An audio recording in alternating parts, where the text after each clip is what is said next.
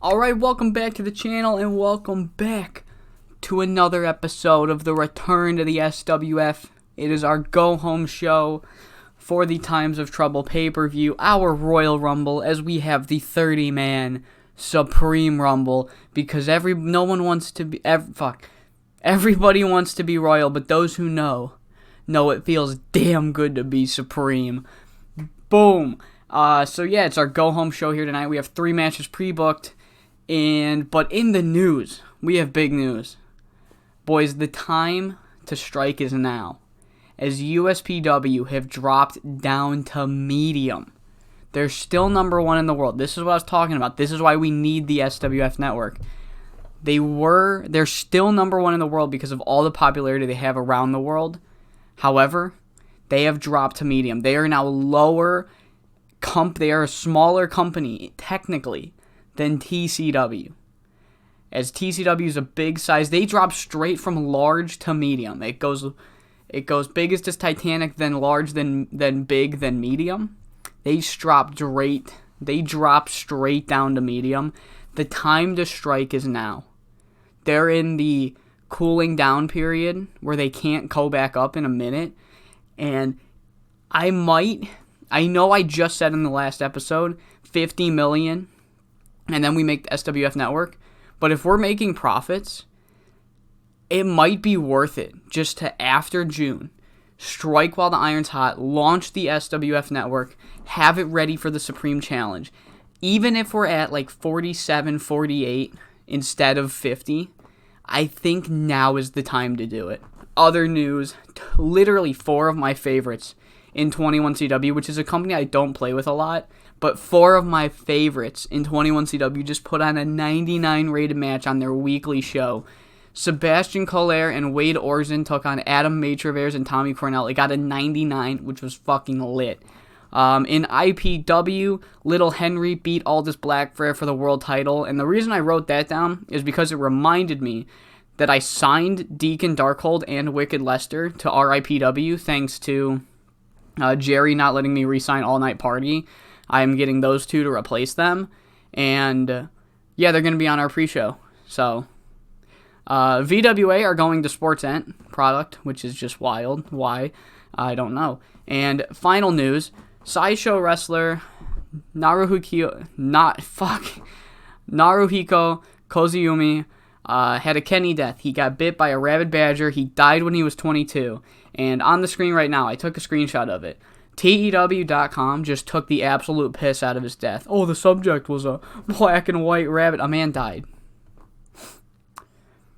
Let's start the hashtag. Let's cancel this. Let's cancel this company. Come on. Let's cancel this news provider. Come on. Disgusting. A man died. That's all the news we have on tonight's show. We only have 3 matches pre-booked. There will be more matches, but we only have 3 pre-booked.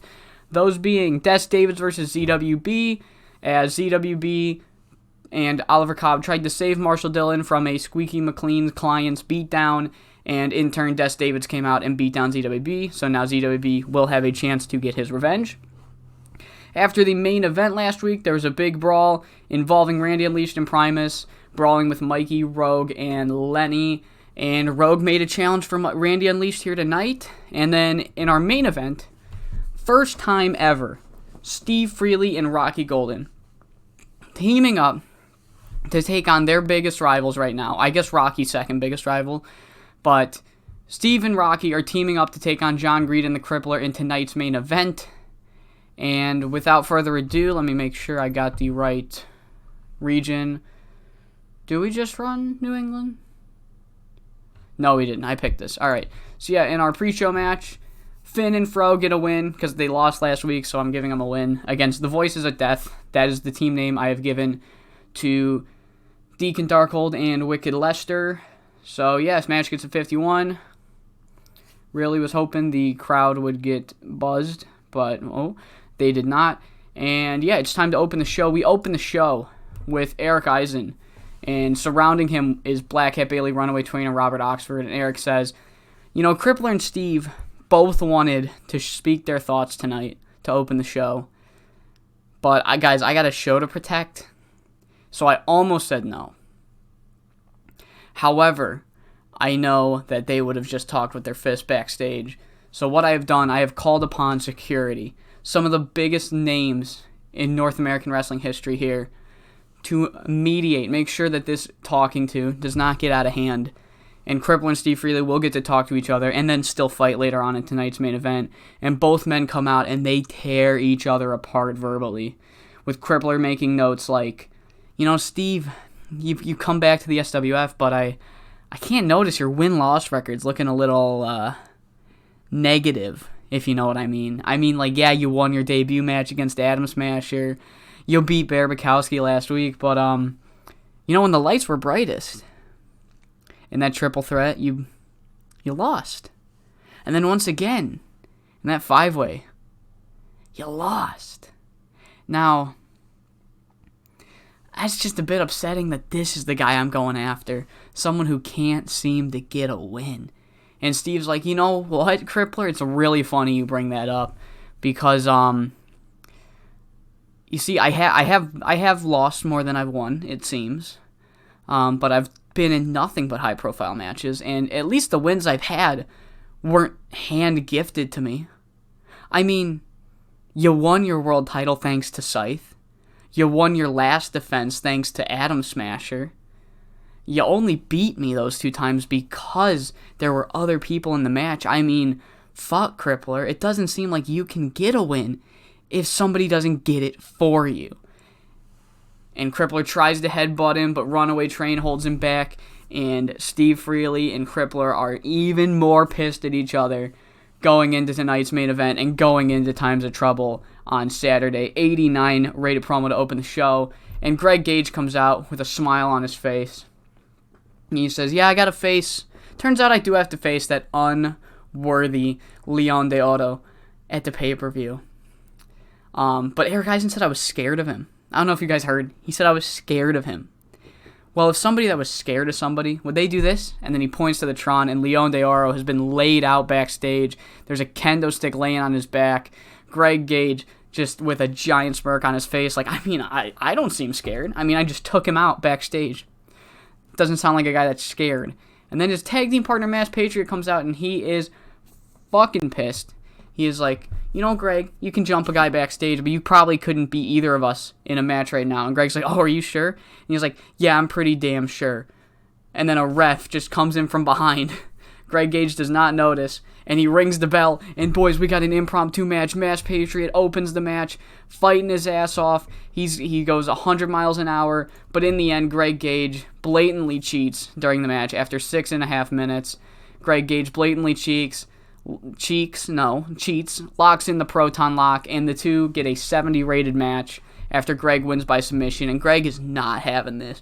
This man disrespected him, shoved a match on him when he wasn't ready. Oh no, Greg doesn't stand for this. He goes out, he gets a chair, he puts it around Mass Patriot's leg, and he climbs to the top rope looking to Pillmanize him.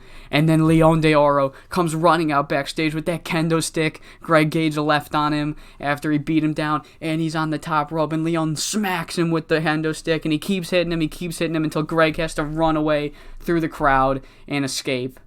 Leon de Oro. So yeah, Leon de Oro saving his new tag team partner, Masked Fury, in Masked Fury, and yeah, 65 for that segment. We then have a promo where Hollywood Brett Starr and Justin Sensitive call out Angry Gilmore. They're like, Angry Gilmore thinks he's better than me. He thinks he can just walk away after beating me. It doesn't work like that, Angry. I don't forget things. You beat me in a singles match. You embarrassed me and Justin Sensitive at the beginning of the year. Don't think I forgot. Angry, you better come out right now, or else me and Justin are going to go find you backstage. And Angry Gilmore, he comes out not scared of a fight. He makes it about halfway down the entrance ramp until, bam, Primus Allen lays him out from behind. This was their plan.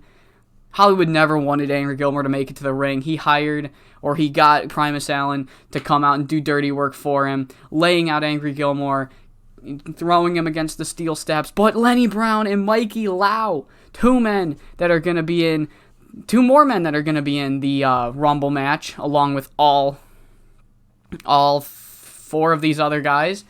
Lenny Brown and Mikey Lau come out. They stop Primus Allen. Primus rolls into the ring. It's a 2v2, or Yeah, no, Lenny and Mikey roll into the ring, and it's a 2v2 brawl between Hollywood and Justin.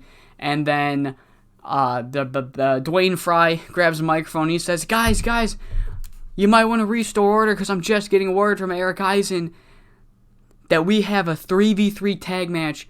Justin, Hollywood, Primus versus Angry, Lenny, Mikey, right now. And a referee comes out to the ring, and we have another impromptu match, another 3v3. And just to add insult to injury, I did not mean to do a slow build approach. Shit ass tits. That is unfortunate. This could have been a really good match, but a 73 is nothing to scoff at as Mikey Law pulls out a fucking 92. Alright. And to make Hollywood Brett Starr just that bit more mad, Angry Gilmore gets another victory over him. Angry hits the anger management on Hollywood after 9:02 and picks up the victory.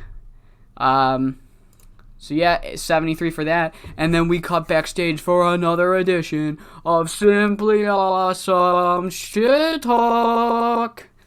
87 for Simply Awesome Shit Talk. And essentially what these two men say is that Hawaiian Crush's last two tag matches against them, they didn't count. The first one didn't count after the Dallas Stars and Fame and Money ran in, fluke win, doesn't count, bullshit finish. And then the other one doesn't count because they didn't get their fair 2-on-2 rematch. They didn't get a fair rematch. So this is their first match against each other, and the other two strike them from the record books. Did not count. And yeah. So then we cut backstage to a different backstage area where Adam Smasher, he's in a very dark lit room with one orange tinted light, and he's like, Jimmy, it's time to pay for getting in the way of justice.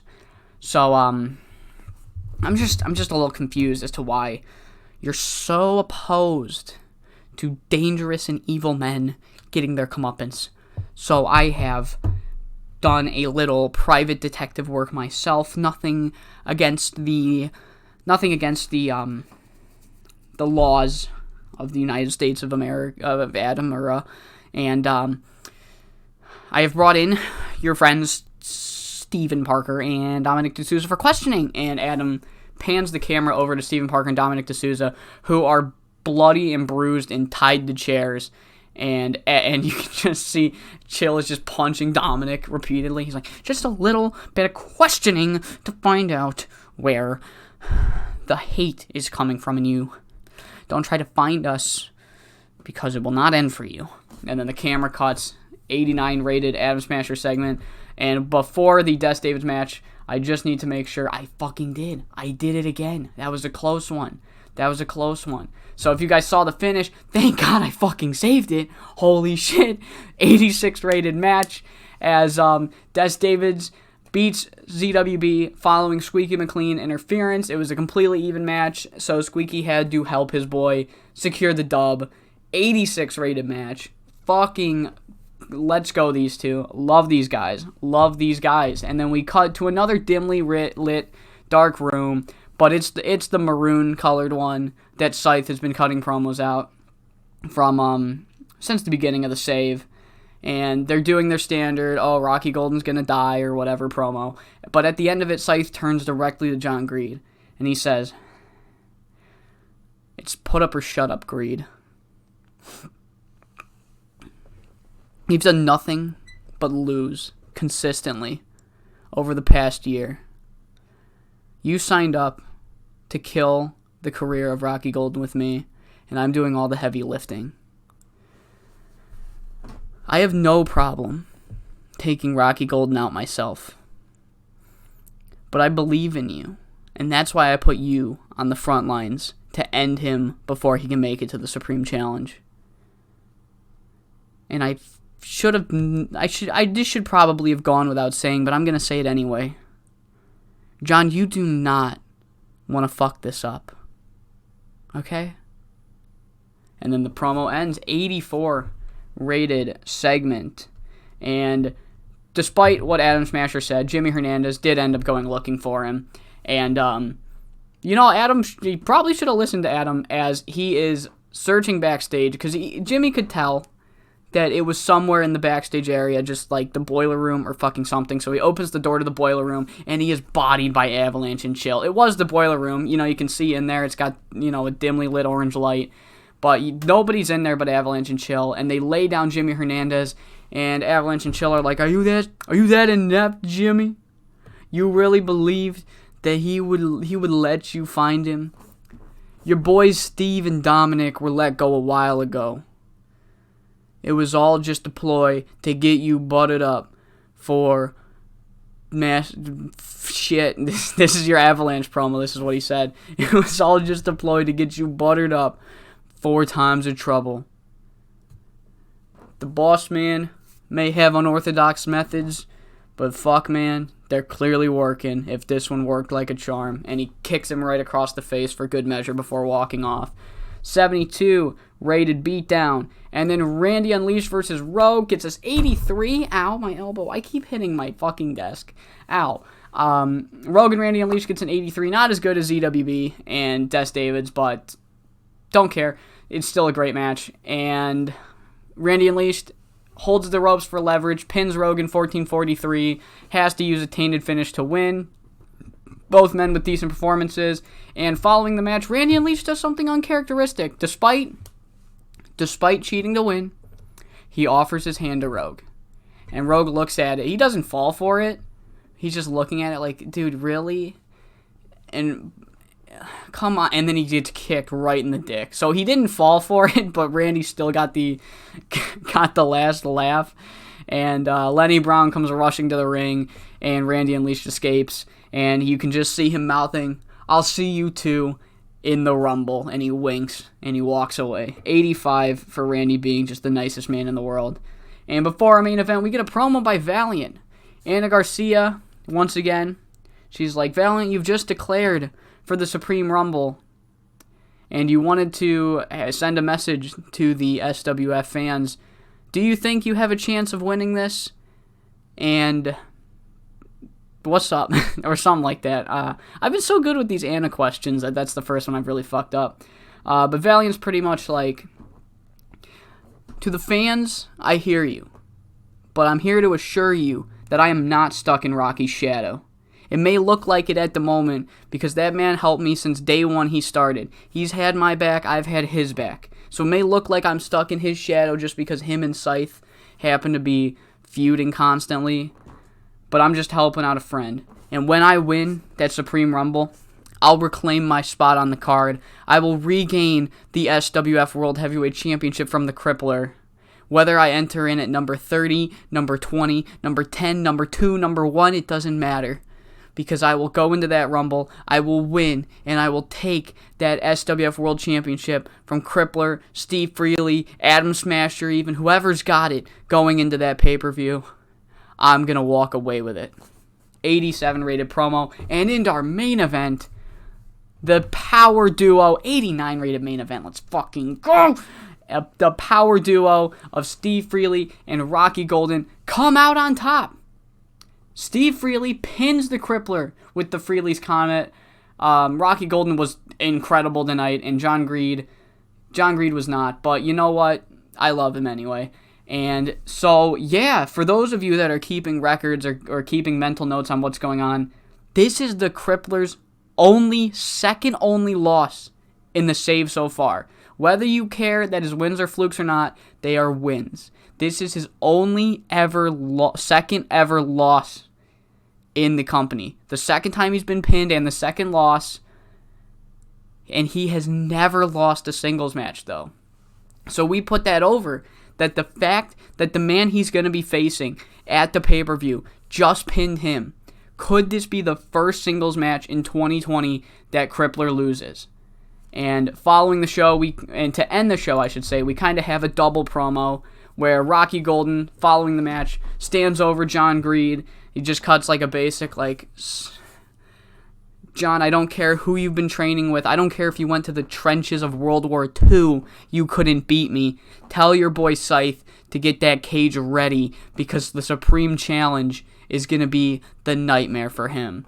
And while this promo's going on, Crippler and Steve Freely continue to brawl. Once Crippler gets back to his feet, him and Steve Freely continue to brawl, and they go up the stage. They're trading back and forth. Crippler hit a forearm, get the advantage for a little bit, and then Steve Freely will tackle him to the ground and pound for a little bit. And eventually, Steve Freely is laid out with a big boot at the top of the ramp near the edge. And then Crippler turns and runs and hits a jumping blockbuster off the ramp, through tables, through the pyro tables, so fucking sparks go everywhere. Not actual pyro, but the fucking little mechanisms that they use to set them off. He goes through that, sparks go everywhere. A chaotic, massive way to end the final Supreme TV before Times of Trouble. Let's finish the show and we get a 92. Oh, it's too easy. It's too easy. It's too easy. I mean, come on. Come on. So I normally do the shit on TCW bit, but I'm gonna take the time to shit on USPW, who their show that dropped them down to medium, they got a 75. Let's take here first off, yeah, it's a joke, haha. Jay, no. Dude, what is with the Tana the Mighty push? Why are we pushing him? Stop! He's 43 and sucks! Stop it! Stop! Whoa! No! No! Yeah, obviously Gorgon's gonna leave. They're not gonna re-sign her. Who are you? Who are you? Oh, play-by-play announcer in Europe. Okay, cool. Yeah, they've fallen to medium. This is what I'm talking about, guys. It's time to strike.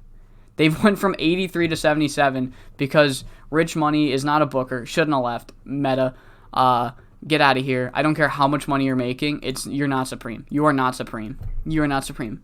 Here's our financials. This is what I'm talking about. We might actually, even though I just said it doesn't matter if we turn out to be, what's the term? If we turn out to be